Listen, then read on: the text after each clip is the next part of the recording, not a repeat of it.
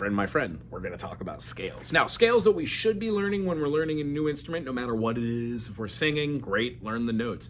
We would call one the solfege or the diatonic scale. This simply means no matter where you're playing, you are playing 7 tones, which go from one point up to another.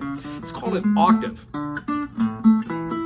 This is a great way to get used to where things are on your instrument or to be able to sing ha, ha, hear differing intervals and all the notes in betwixt. In the key of C, C, C sharp, D, D sharp, E, E sharp, F sharp, G, G sharp, A sharp, B, and then C.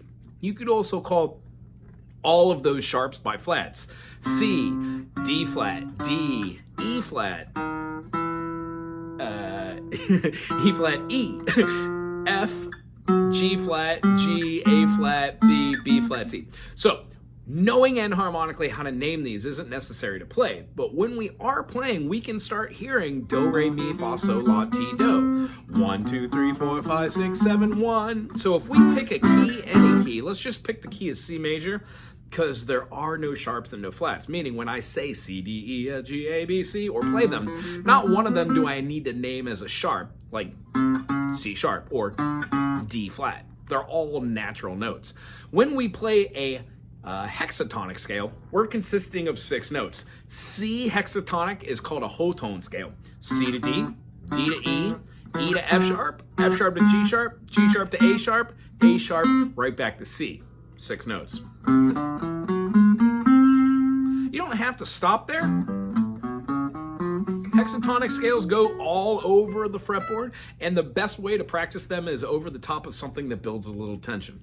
I love to use little hexatonic or whole tone runs right in between playing phrasing. So if I was doing like a...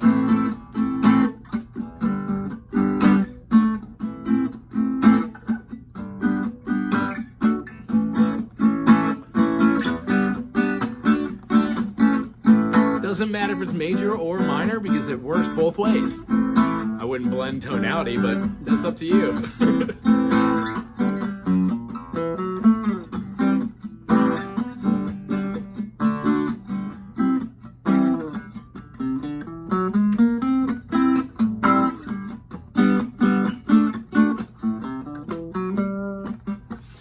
When playing through these and trying to practice, I generally put on a backing chart or a practice pad or just a metronome, and I practice over and over.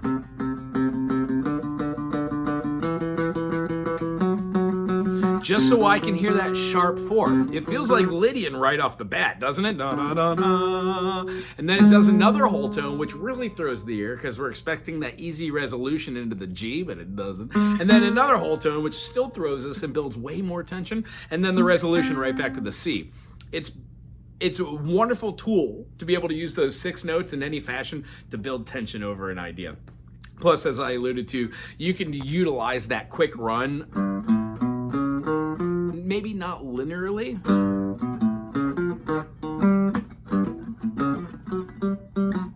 as a part of any of your groove. And if you're not jumping around with one different finger trying to nail out notes, and you give a little order to it, like saying C, D, E, F sharp. Try the first 4 notes linearly of each key in your circle fifths. This is going to help you associate with what those notes are. If you can name them too. And this will also give you the idea, these are the first notes of Lydian. Can you make a groove out of it?